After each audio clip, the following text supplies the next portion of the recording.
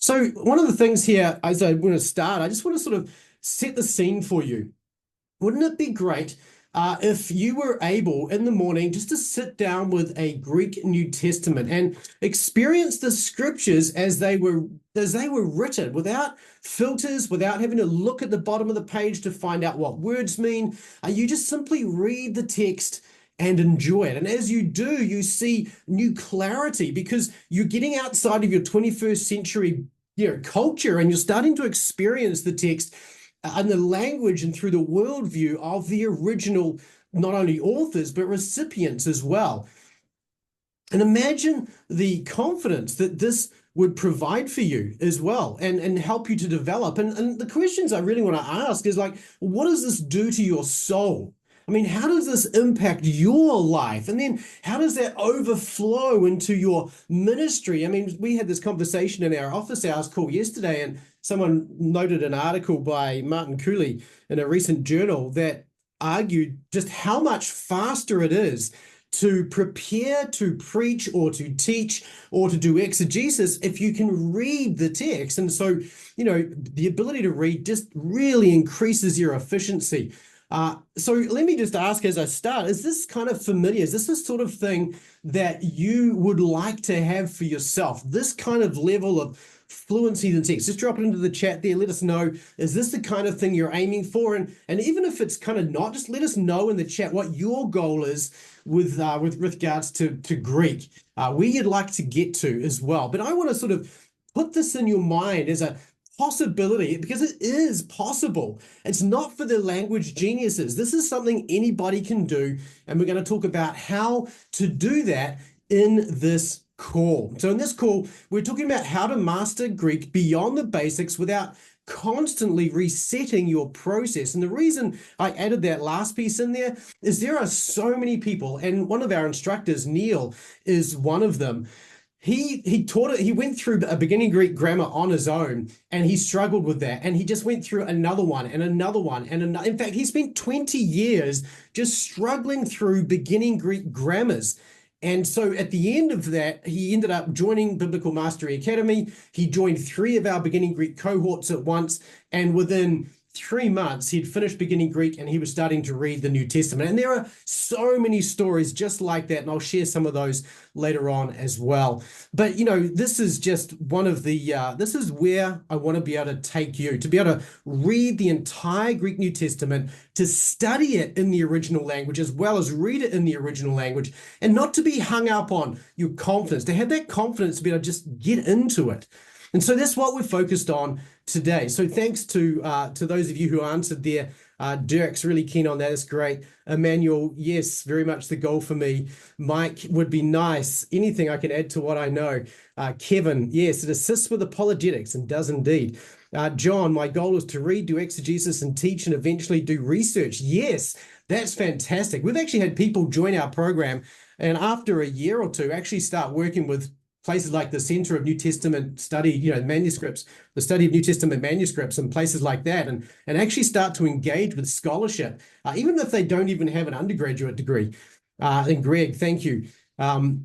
It's a real challenge to sort of do this on your own. And if you don't know who I am, well, I am Daryl Burling. This is a fat Daryl picture. I've lost a little bit of weight since then. I started my education a little bit later in life, and it was really a theological education driven by a love for the Word of God. And before I started, I wanted to read the New Testament in the original language, and I tried by myself to learn. I struggled. I went to seminary. I learned there. I found some shortfalls. I'll talk about those later on in seminary and how seminary teaches Greek that really prevent us from going on to that mastery stage and being able to read the New Testament fluently. And so I started Biblical Mastery Academy. It was originally just a Greek membership product.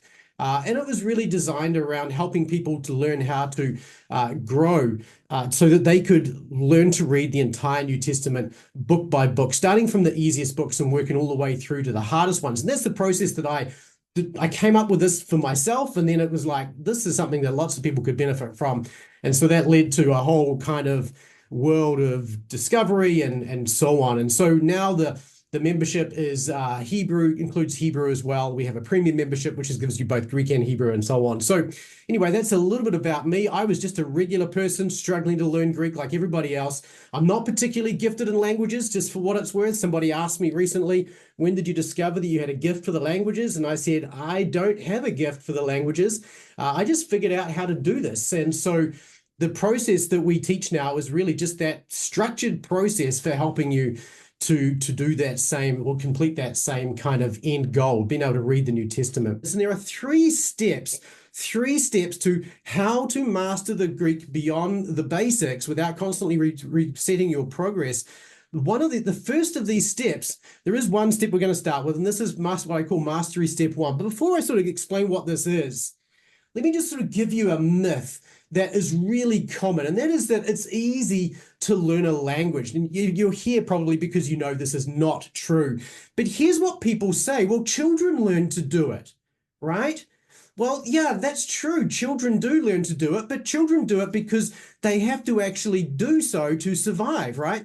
You know, you're not here because you have to learn Greek to survive. You're here because you have a desire to grow in Christ. And even when you look at the way children learn, they start with more concrete sort of objects, the cookie, you know, a drink, you know, a cup, things like that. And then much later on, those abstract concepts start to kick in. And so it takes some time for them to go from those concrete objects to abstract objects. And then for them to be able to read takes even more years for them to be able to do that. But your goal is not so much to learn to speak the language as much as to read the text, right? And there's some advantages here for us in this as well. You're learning a corpus, right? A particular set of writings, which means then that we can get highly targeted with the vocabulary which you can learn. You don't have to learn all the words that a child has to learn to be able to communicate in basic English. We can reduce that set down and give you an understanding of the words in a much quicker time frame. It includes also in the New Testament, as you learn Greek, you're going to be starting with abstract concepts like faith and love, things that have happened in history that are intangible. We're talking about emotions, we're talking about thoughts. So as an adult then, you've already established an entire cognitive framework to understand this. So you've got a huge advantage in a sense. And so when people come to you and they say, well, children learn language easily and that's the model we should use, my argument is no. If you're trying to learn a language like a child, then first of all, you're not actually taking advantage of your adult status, your advanced intelligence, your ability to think clearly, and even the way your brain has changed, we'll talk about in a moment, but you're actually able to speed the process up as well.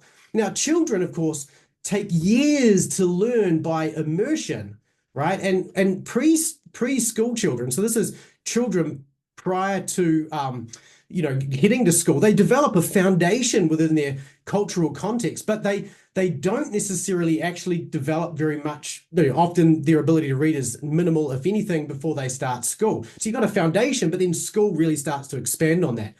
But because adults have cognitively developed, they learn differently, right? And that means then that your goals as an adult are different to that of a child. A child is about survival, you're about desire.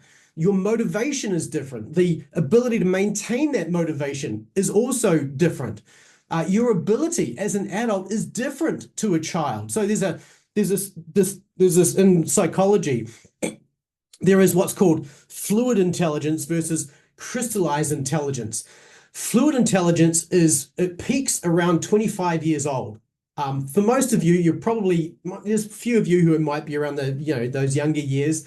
But as you grow and develop, your intelligence becomes more crystallized. So the ability that a child has to learn is actually fundamentally different to the ability an adult has to learn. So you have to change your approach as your ability to process information changes as well. And you need to use your experience and that accumulated knowledge you've already got, that entire cognitive framework needs to be modified to your advantage so that you're able to achieve those desires you have with regards to Greek without getting lost in all this extraneous information that's not relevant to the goal that you have at hand. And so the first step then is to set better goals. Here's the first step: set a better goal. Set goals for your acquisition of the knowledge of Greek that are realistic, right? Aim for adult goals, not goals that are based on fluid intelligence. You don't want to be spending all your time developing these goals that are focused on, being able to sort of ask for a cup or, a cookie or whatever it happens to be. You want to be able to sort of look at a sentence that includes abstract concepts and understand those abstract concepts and how they relate. And so step one is to set better goals. And this is really important because realistically, most people do not have clear goals for their Greek. In fact, most people don't even have explicit goals for their Greek. The reason for this is that it seems like it's just such a huge goal to actually think I can even read the New Testament. It just seems too big. And so I don't want to put that in writing. I don't want to be explicit to say that is my goal. And so therefore I don't have an explicit outcome and I don't have an explicit time frame to achieve that outcome in. And the result is that you end up with a very inconsistent approach. You end up with no structure and you end up with slow, if any, progress. And that results in frustration. And then you get disappointed at your lack of progress. And if this resonates with you, let me know in the chat. Just tell me, does this sound familiar to you at all? Some people will probably say, no, I've not learned Greek before, so this is all new to me. But there'll be others who yeah, this is exactly me. I've been struggling with this. I haven't really made any progress, or the progress I've made has been inconsistent. And so, there are other people, of course, who do put some basic structure around it, but don't really, aren't really explicit with that outcome or still feel like it's too far away and too hard to accomplish. So we want to set better goals anyway. And so we want to do this with realistic timeframes as well, right? So many people, they start learning Greek and they kind of have the expectation like this, right? This guy is designed or is sort of set himself up here to run a very short race at great intensity. He is putting every piece of energy he can possibly muster into this next short stint. That's it. That's what he's doing. Nothing else about it. It doesn't matter if he can't walk at the end, right? He's okay with that. The goal for this guy is to get to the other side as quickly as possible. This approach is what a lot of people do with Greek. And this is what I first did. I started on my own thinking, yeah, I can just go grab a grammar, I can grab the workbook for it, and I can just throw myself into this and I can make some progress. And very quickly I found that no, this is not how it works. There's too much information. It's too hard to sort of internalize all of this material. And many of the grammars that we have out there today they overwhelm you with the amount of information that they give you and in the time frame that they give it to you. And so, like for instance, with mounts, once you've learned the alphabet and diphthongs and monophthongs and how to pronounce the letters and everything, well, then the next thing is going to give you is the nominative and the accusative with the plural and the singular and the neuter and the masculine and the feminine all in one chapter. That's a huge amount of information for somebody who's never even thought about, realized that, hey, masculine and feminine grammar, what the heck is this? What is neuter? What do you mean accusative? How does a sentence work? What does all of this mean anyway? And so we end up just, if we take this approach, I'm just going to throw myself into it, I can knock this out in a short amount of time, we are going to find ourselves completely burnt out in a big hurry. So compare this approach to this guy. Now, he's doing exactly the same thing, but he knows that this is going to take some time. And so he's pacing himself. He's prepared for that long 40 kilometer, 42 kilometer, what is it, 20-ish miles, whatever it is. I'm not very good with the miles piece, 40 miles, whatever it is, the long run, right? The marathon. I don't run. I ride bikes. I don't run. So, but he's prepared himself for this really long run and he's pacing himself for it. He's conserving his energy. He's taking his time. He knows that there's going to be some times in this race where he's going to have to put more energy in and other times where he can just sort of sit back and relax a little bit. And so he's pacing himself for this run. And this is one of the things when it comes to setting realistic timeframes for learning Greek, this is really important. You want to take into account your other time commitments. You probably don't have the flexibility in your day to just devote 8 hours a day to Greek. Now, if you do, well, praise the Lord for that. That's fantastic. But most people that we serve, they have jobs, ministry commitments, family commitments, and all sorts of other commitments that they have to give themselves to on occasion. And it's really challenging. And so we actually design our system around the commitments that you're going to have on a daily basis. So focus on the time that you do have on a daily basis to invest. And my recommendation here is to use your morning devotional time. Now, that's not to say you want to use all of it, but if you spend half an hour in the morning in your devotional time, then you could start by spending, 10 to 15 minutes to start with, just sort of learning some Greek. And, you don't have this goal of learning the alphabet and how to pronounce words and then all the nominatives and accusatives and all that kind of thing in the first day. You just sort of pace yourself. Every day you do a little bit more. And so you do something different every day. You take small, consistent steps on a daily basis. And that morning time is great because it's the time when you're going to have the least interruptions. It's the time where the house is normally a little bit quieter. It's the time when you have the opportunity to sit and think. Your brain is often fresh because and I know that some people struggle to get up in the morning, and that's fine, but grab a cup of coffee, grab a drink, hydrate, and sit down, and you tend to find that you are able to actually focus and concentrate pretty well there.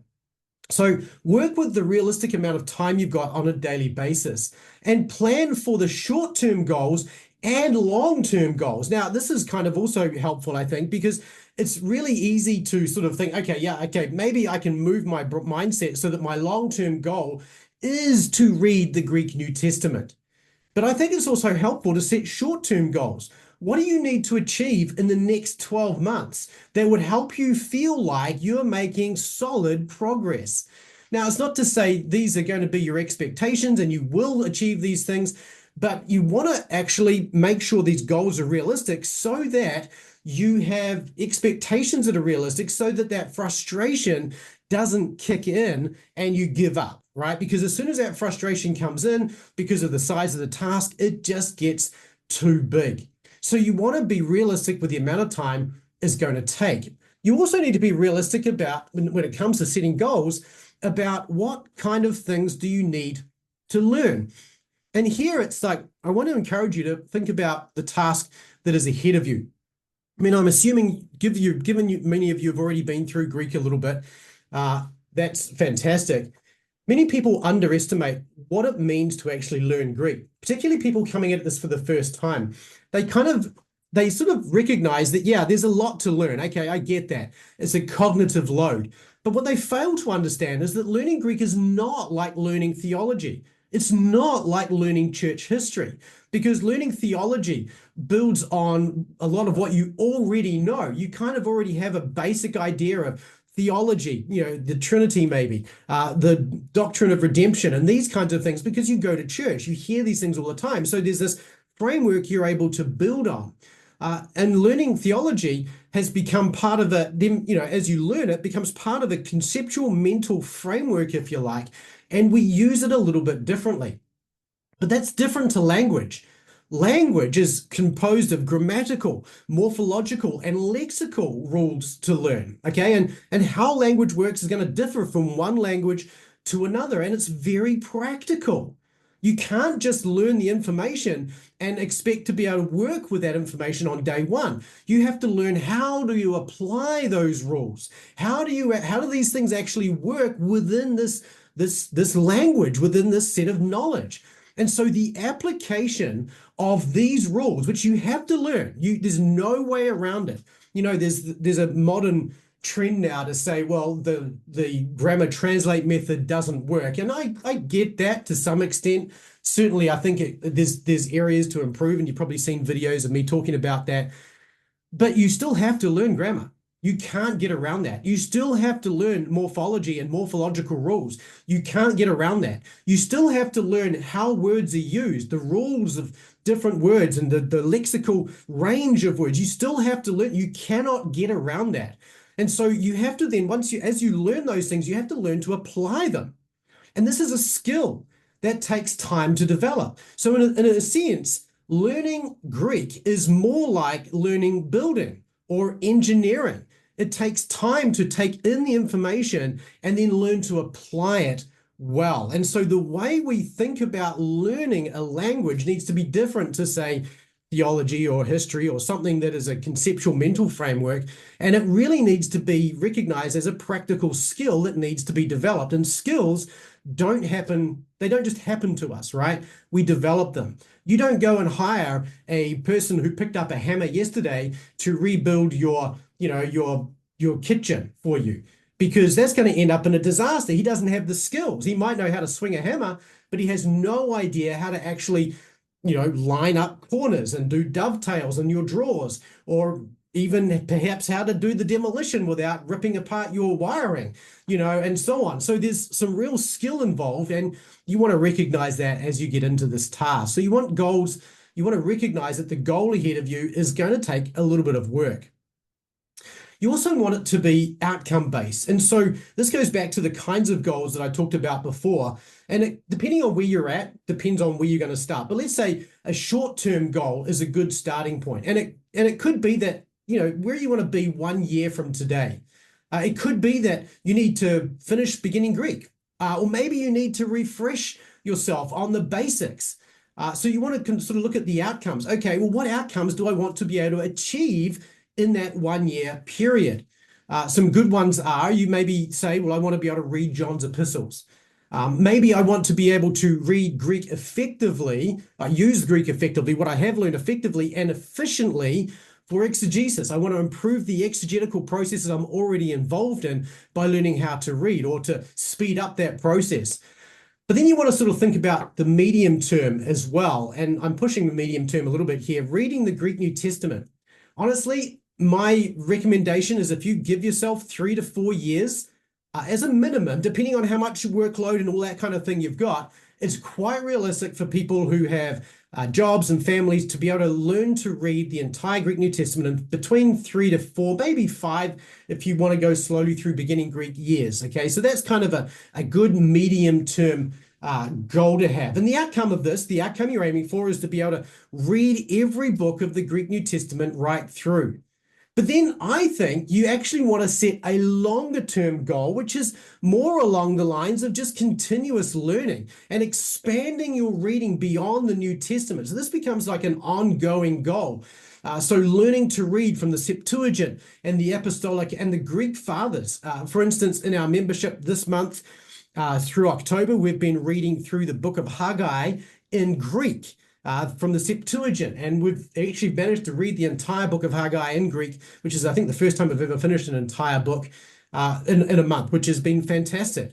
Next month, we're going to be reading through Romans 6 and 7 together, and then in December, we're actually going to read a segment from Athanasius's On the Incarnation, which was originally written in Greek in the 4th century. So these are the kinds of outcomes, I think, that are quite feasible beyond the New Testament that you can look to be able to expand into over the long term, and even as you go through that medium term reading the New Testament goal.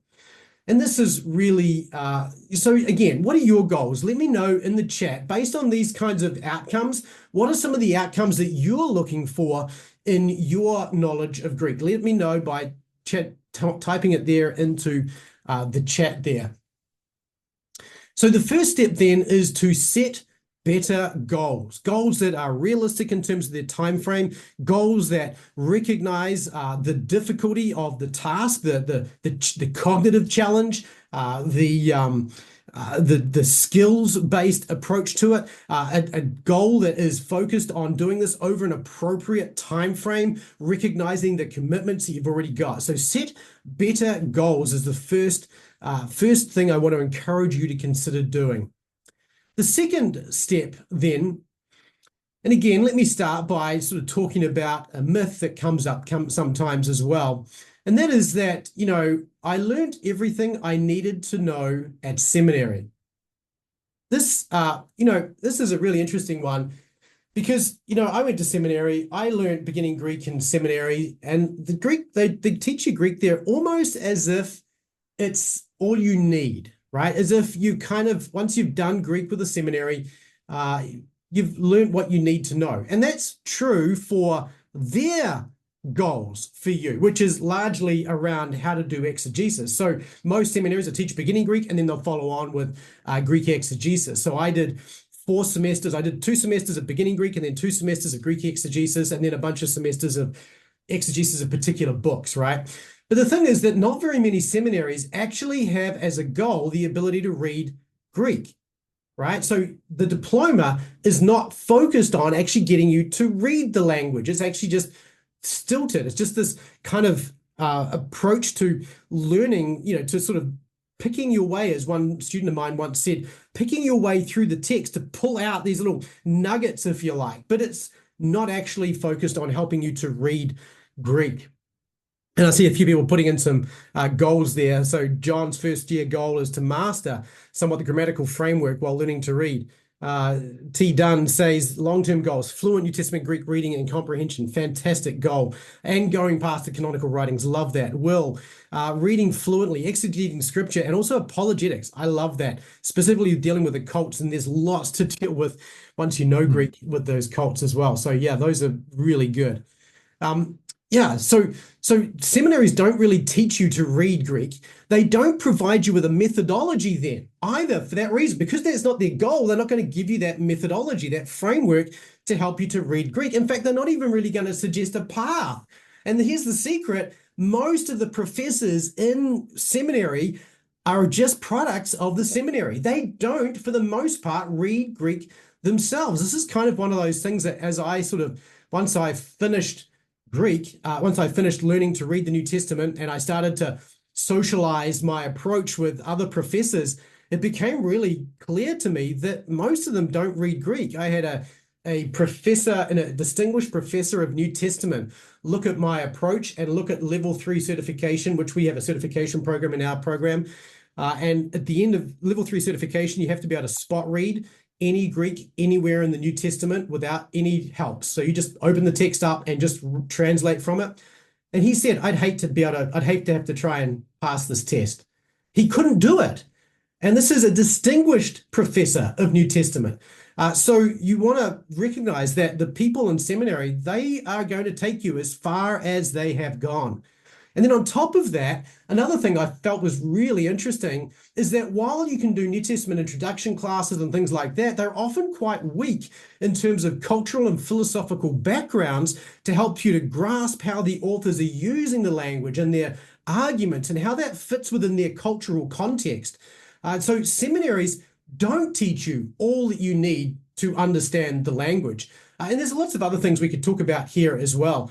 So anyway, the point is that seminaries are only going to take you as far as seminaries can take you. And honestly, it's not very far. It's good to do exegesis, but it's not sufficient, in my opinion, to just do exegesis. And the problem is even the approach to learning Greek that you find in seminary, this is what I was going to say, it's often stuck within a pedagogical echo chamber.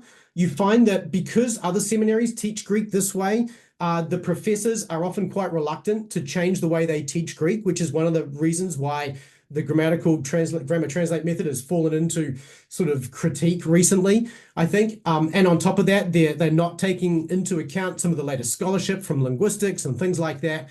And so they have a very 21st century approach to how the Greek language actually works. And it doesn't actually work that way. The Greek language and the English language work very differently. The mindsets behind them are quite different. And the result of all of this is that most seminary students struggle to maintain their Greek, let alone develop it once they leave seminary. And this may be some of you. Let me know in the chat if this is you. You kind of went through seminary and you've struggled to maintain it and struggled to develop it, or both. And some people just give up entirely because of that lack of knowledge, that frustration that comes from that lack of knowledge as well. So one of the myths that really holds people back is that idea that seminary actually provides you with everything you need to know. It's just not true. Seminary doesn't give you what you need to know at all. There's so much more to learn about the language, about the backgrounds, and so on. But it's just hard on to learn following the seminary approach, particularly when you're no longer at seminary and no longer have those frameworks, if you like, diploma frameworks to help guide you. Another myth that comes up here is I just need to read, right? I finished seminary, everything's going well, but I just need to pick up a reader's edition and just start reading, and that's how I'm going to improve my Greek. Well, there is some truth to this. And this works particularly well if you have an eidetic memory. An eidetic memory, for you all probably know what that means, but just for my own sake, an eidetic memory is basically a photographic memory, a memory where, or if you're gifted with languages, I had a professor who had learned something like 27 languages, and he had been involved in translation projects into like 12 or 13 of those languages. That blows my mind. But that's not me. I'm not that gifted in languages. And I don't have an eidetic memory either. And so if you do have an eidetic memory and you are gifted with languages, well, pick up a reader's edition and read. That may well do the job for you. But typically, those who try this approach are going to be held back by vocabulary. You're going to be dependent on tools and your knowledge of English translations typically, which means then that this is going to be pretty slow and frustrated reading as you go through. So you're just going to be working through a reader's edition pretty much for the rest of your life. And here's the reason why, is your memory, your knowledge of language develops through repetition. So you're going to grasp some of the basic grammar rules as you go through and do this. That's kind of going to be reinforced as you go.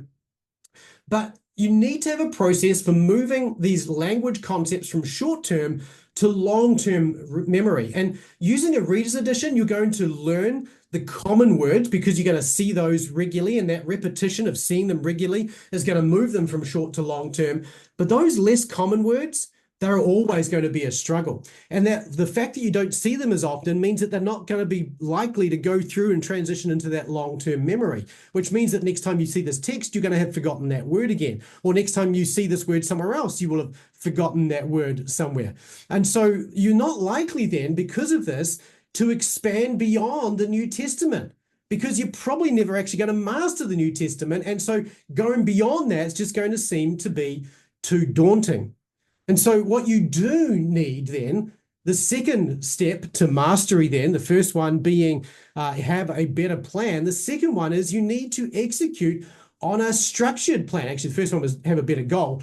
Execute on a structured plan. You need a comprehensive plan that's going to help you to master the basics, that's designed to help you hit those long-term goals, reading the entire New Testament. And it has to be structured well so that you can take small, consistent steps. It has to be structured so that each week you've got some defined, easily achievable tasks that you can spread these tasks into small amounts of time during the week. It needs to be flexible because life happens, right? And you need to be able to set a time frame and then have a plan that's going to flex with you. You know, somebody gets sick, you lose your job, someone in your family needs your attention. The plan needs to be able to be flexible with you. This is one of the problems with seminary and generally in those classes on even online courses, right? With an online course, you know, you start at the beginning and let's say it's a 10-week course, for instance.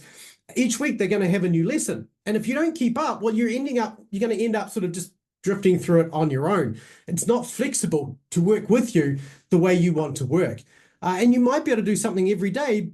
You might not be able to do something every day, but most days you might be able to do something. So it needs to be flexible enough for that. And it needs to have clarity with regards to progress against those goals that you've set. So these are the sorts of things you want to look for in a structured plan.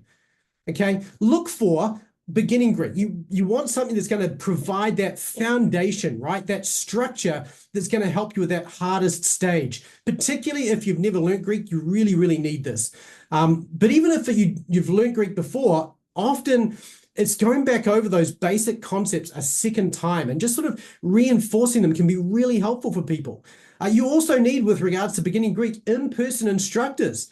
You need for it to be able to sort of have a cohort, if you like, you can follow along with people, but you also need to be able to drop back and do self-paced study as well and still be able to get that support from, you know, experienced instructors.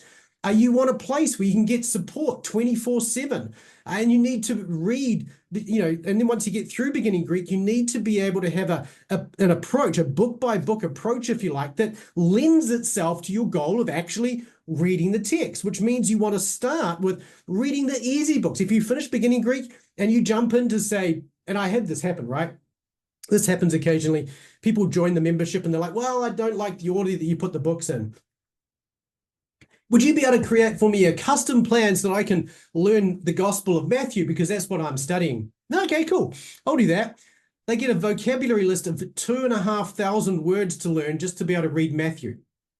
That's not starting with the easy books. That's starting with the hard stuff, right?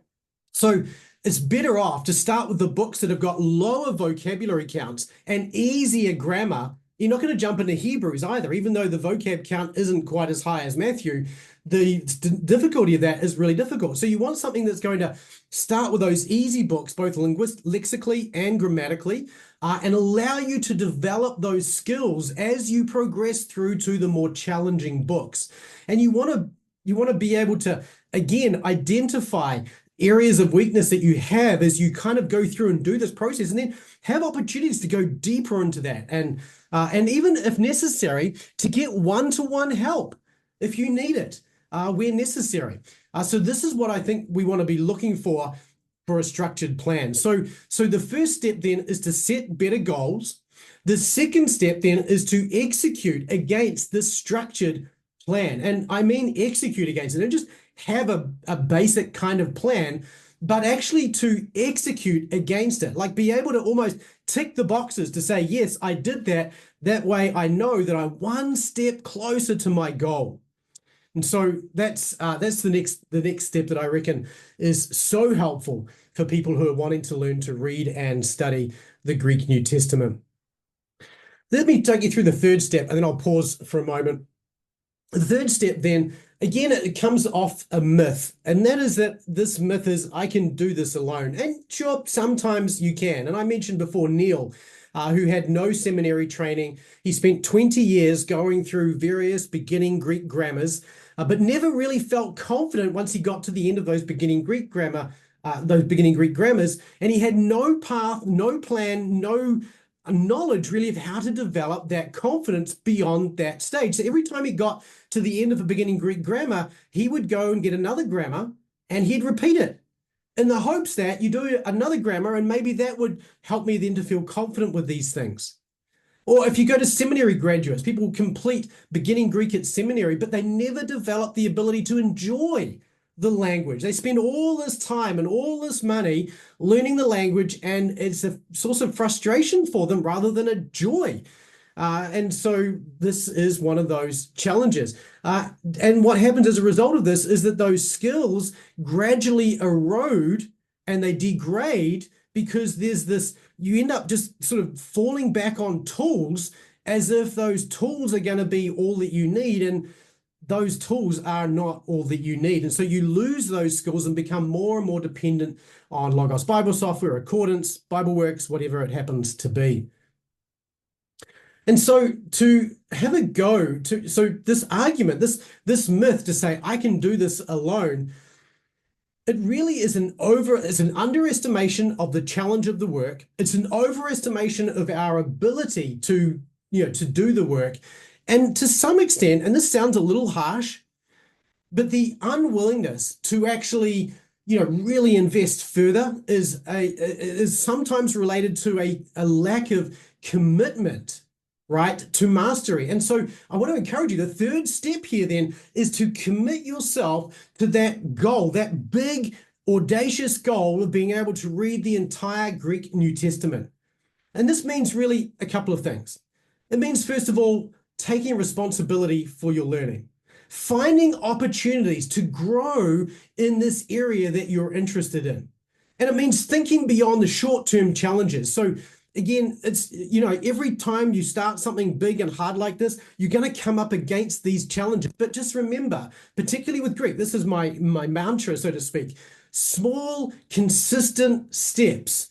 Inevitably, if you just keep making one step after another toward an end point that you've got in mind, it's inevitable that you will get there, assuming, of course, you don't run out of time anyway. I'm assuming you're going to have time, but it's inevitable that you will get there. And even if you don't get there, the level of mastery you will achieve, even if you get halfway there, is going to be significantly greater than the level of mastery you'll achieve if you don't take those small, consistent steps. So even if you find yourself bumping into short-term challenges, if you are consistent, you are going to make significant progress. You just need to zoom out and look at it over the long term. Don't get frustrated by the short-term challenges. Recognize that this is just a short-term challenge. And in fact, if you're in the membership with me, let me know. We actually often will sort of go back and rethink, how can we make this easier? In fact, our whole beginning Greek course is designed around how can we make beginning Greek easier. So we will go back and invest time to help you master these areas. And really, it's just consistency. 2 minutes a day. If you can't spend half an hour a day, 2 minutes a day is better than nothing. Yes, it's going to take you longer to get to that destination, but it's still small, consistent steps. It's still progress. And so as time goes on, today's challenges will become better understood. Those things that you find hard today will become better understood with time and patience. And if you do the work today, then you will you'll benefit from it tomorrow. It's inevitable, right? That's the whole nature. And we give you a whole bunch of exercises, particularly through beginning Greek, but right through really to help you to do this. And then the other thing, in terms of commitment to this, is to commit yourself to is to give thanks regularly for the progress you've made. One of the things that's so easy to fall into, it's a trap. And that is, you look at the problems that you're facing, you look at the challenges that the things you're trying to learn to master right now, and you think to yourself, I'm never going to do this. I'm going to talk about this in just a moment because this is a really important point. You think, I'm never going to get there. I'm never going to make it. And yet, you think, if you look back, you'll find that there's been a huge amount of progress you've made. Just 3 months ago, where were you? A year ago, where were you? I have a member who I'll show you just in a minute, but we have a member who I just came across a comment from him today, and in 6 months, in fact, no, it was there's another member. I'll tell you another one. He spent 5 years in seminary, 5 semesters in seminary, I think it was, learning Greek. And in 1 year with us, he'd made more progress. But he's looking back and he's giving thanks for the progress that he's made in that time. And that's huge, because it's easy to lose heart when you bump up against those problems. But when you give thanks for the past problems you've solved, it makes these current problems easier to understand and easier to sort of be able to deal with, and easier to be able to sort of put into perspective.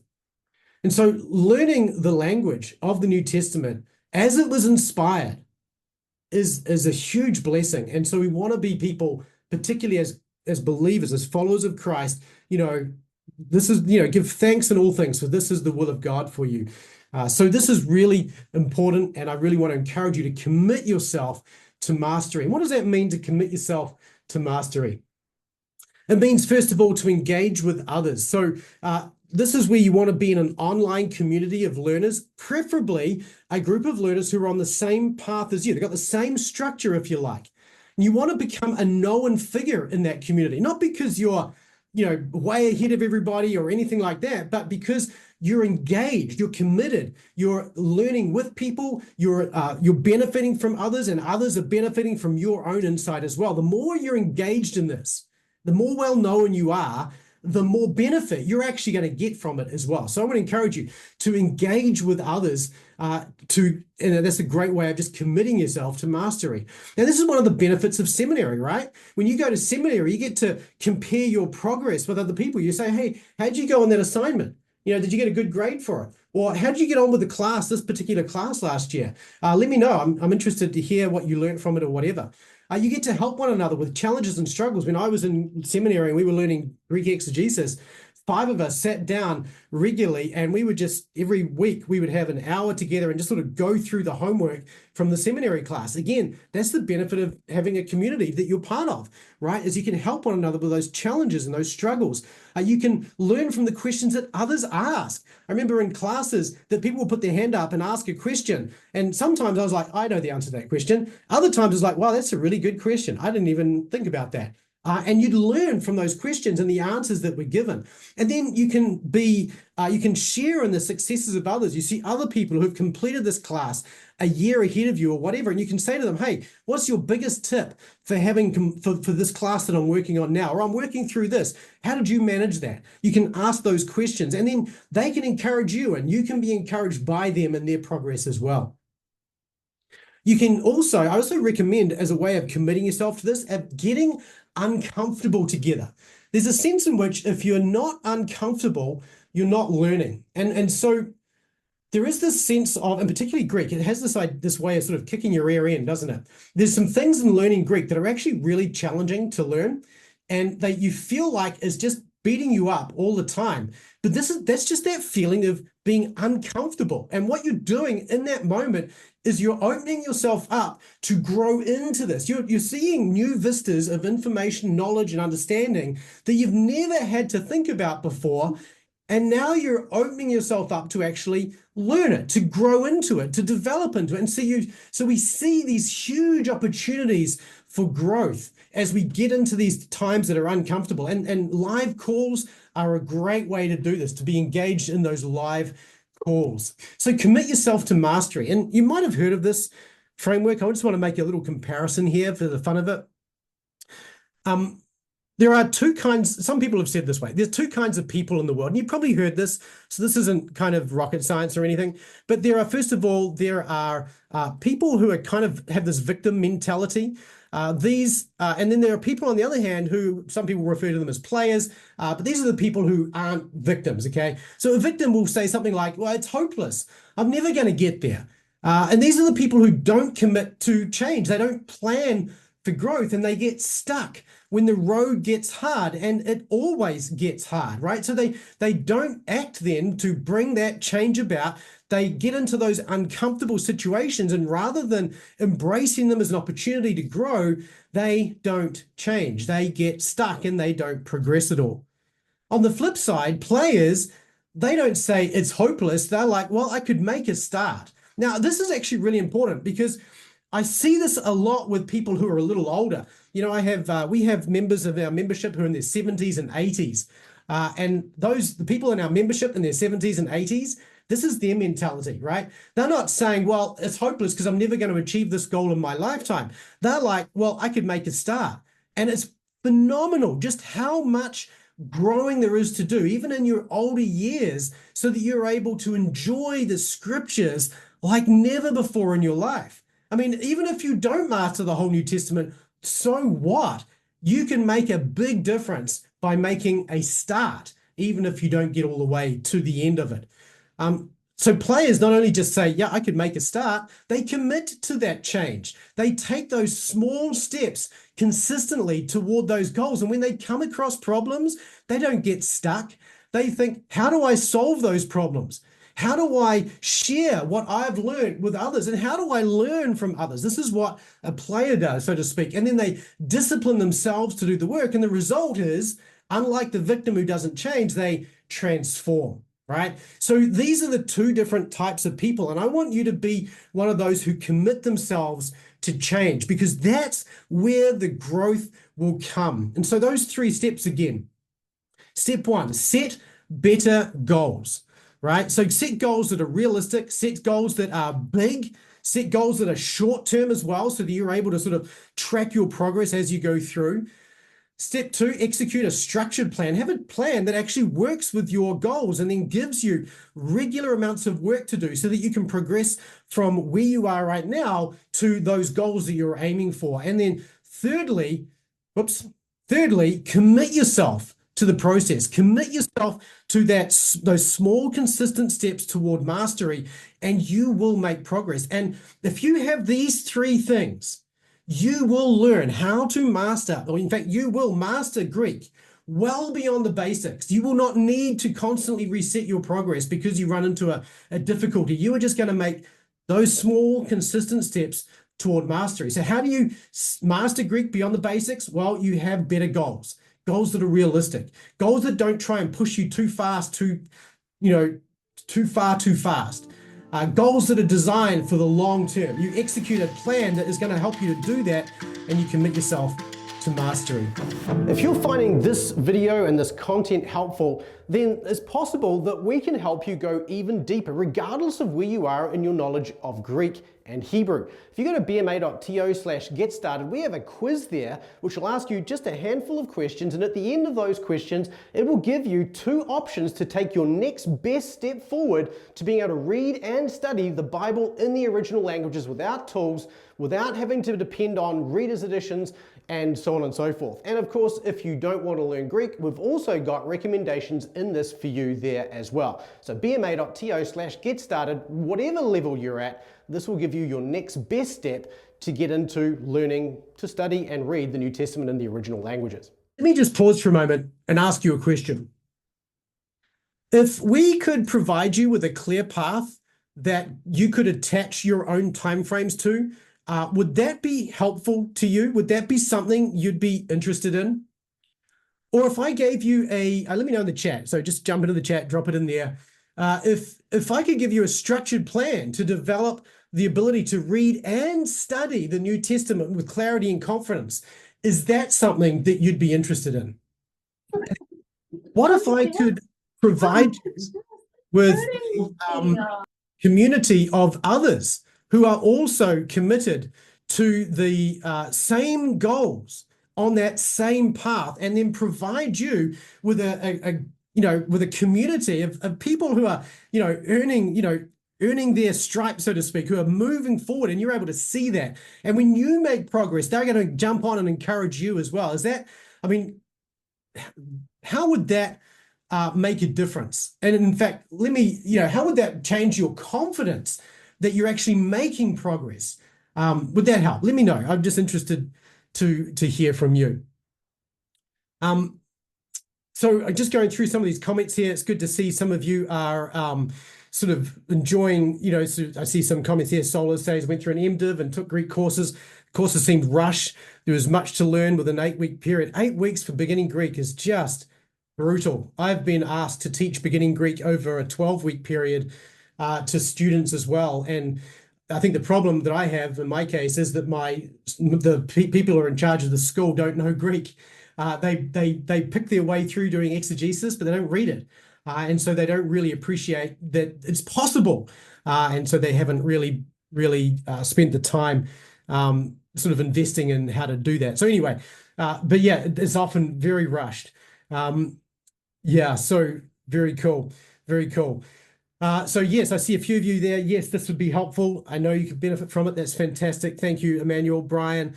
Let me just give you a bit of an overview then of the Greek Mastery membership. This is the first membership that I ever built, and it provides you, first of all, with a comprehensive plan, okay?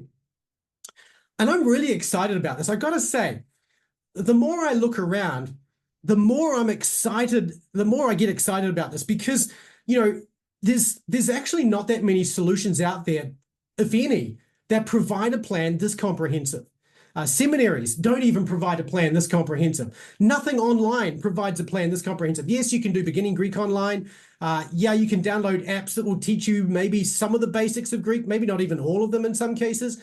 It's still under development for some of them. But none of them give you all of this whole framework. So this is where everybody starts. We start at the beginning, and if you were to join the Greek Mastery membership, this is where you would start. You'd have access to our Beginning Greek and Small Steps course. And then from there, we go on to Milestone 1. And in Milestone 1, we have you read 7 books of the Greek New Testament. So we're just going to teach you to read these 7 books. Now, it's very possible that when you get into this, you start to find, well, I'm not really as confident as I want to be here. And so what we do is we actually have a reading Greek course, which is designed to increase your confidence doing that reading. And this is a crazy good course. I'll talk about it a bit more in a little bit as well. So that's where it starts from. And we go through Milestone 1. This first piece here can take anywhere from a year to 18 months, depending on your own, your goals and the amount of time you can put into it and all that kind of thing. And everybody differs in terms of their learning ability as well.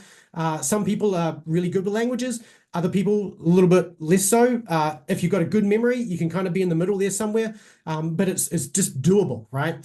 From there, we take you off into milestone 2, where you're going to learn another 5 rather books of the New Testament, and then into milestone 3, where we get into the Gospel of John, 2 Peter, which is one of the more challenging New Testament books in the book of Revelation. At the end of this point, you've actually learned to read all of John's writings in the New Testament.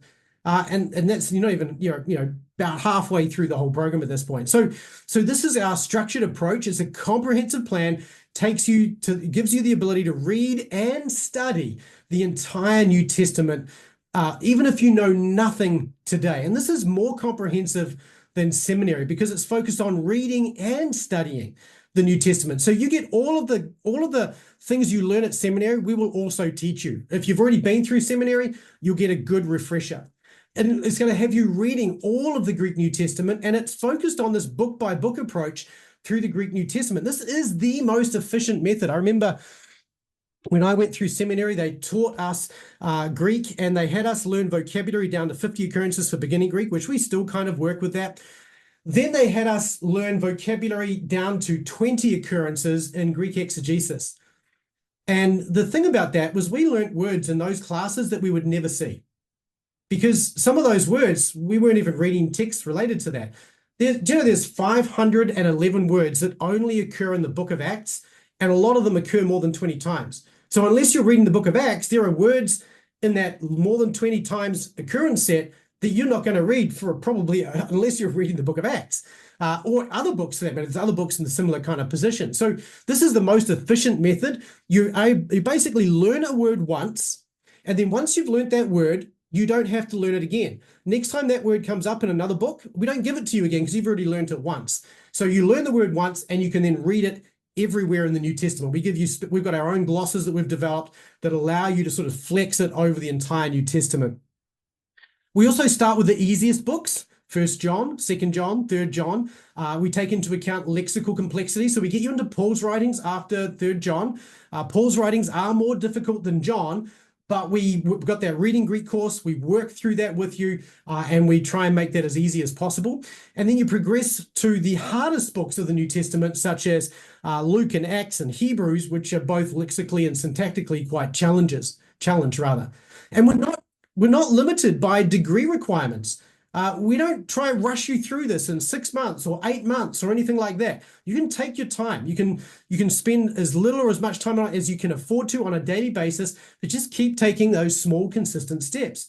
And just systematically, step by step, you will learn to read the entire Greek New Testament. And even if you don't get to the entire Greek New Testament, let's say 12, 15, 18 months from now, you're only able to read the books in milestone 1.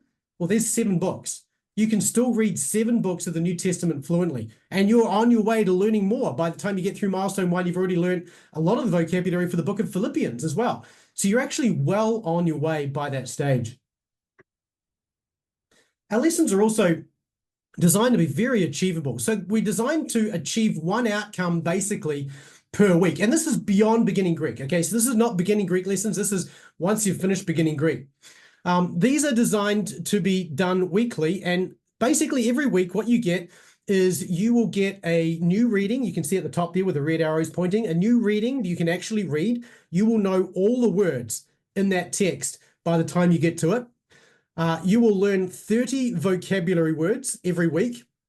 And again, you can speed this up, slow this down. So, you get 30 words per lesson. And if you want to take an extra week to sort of get those words in there, got a guidance around how to do this so that you don't get overwhelmed with vocabulary. But vocabulary is one of those things that is always going to be that kind of chicken and egg, or not chicken and egg, more like a treadmill kind of thing. In a sense, for every step forward you take on the treadmill, there's another step beyond that. But at the same time, every time you take a step forward, it's like turning another page in your New Testament that you can read. So it's hugely powerful. In addition to those 30 new words to learn, which you can learn in a week pretty easily, some people easier than others, there's also a 5 to 10 minute long video These explain grammatical concepts in the reading. And then what we also give you is we give you some selected readings from Greek grammars that you can actually go look at these in more detail. So you're going to encounter these concepts in this reading, and this gives you a chance to sort of go deeper in your understanding of it. So let me know, what do you think of this? Is this the sort of thing you think would be helpful to help you over time, just as you plug away at it week by week, to sort of learn to read the entire Greek New Testament and develop that knowledge and understanding of grammar so that you're able to really take advantage of a Greek New Testament? There's 155 of these lessons in total. If you do one a week, which is doable, I don't recommend necessarily do this, but you can do them in around about 3 years if you did one a week. But I really encourage you just to sort of factor in your own pacing, breaks, and that kind of thing. And we have members who have been going through this and doing this, and this is what Mike said. He said it's a great comfort to me, not only knowing what I needed to do right now, but what I would be doing next, where I wanted to go. And so this has given him a roadmap and all the support, we'll come back to that, to be able to get there as well. So what would it be like for you, having a clear roadmap to work with? Would that kind of give you sort of a path forward that you think would be achievable? If you're finding this information helpful and you'd like to learn more about studying the Bible, can I recommend to you that you go fill in our quiz? It's just a handful of questions, and at the end of that, it gives you some recommendations for how you can actually learn to study the Bible with a little bit more depth, even if you don't want to learn Greek and Hebrew. We have a basic Greek skills course, for instance, and it will give you an idea of what's in there. So if you are interested in going deeper in your Bible study, go to bma.to/get started, fill in the quiz, and it will recommend to you a next best step. Thanks for watching.